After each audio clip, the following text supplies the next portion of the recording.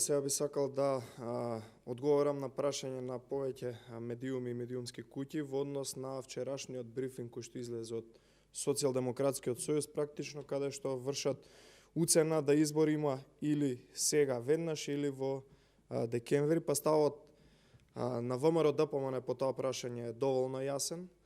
СДСМ си играат, тргуваат или цитираат со човечките животи, подготвени се да газат и по човечки трупови, како и да обесхрабрат многумина да гласат против нив и со тоа да се обидат да ја намалат разликата која што во моментов е огромна.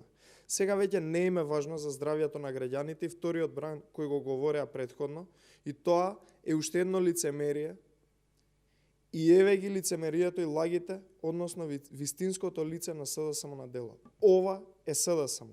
Лицемерно и воопшто да не се грижи за здравјето на граѓаните.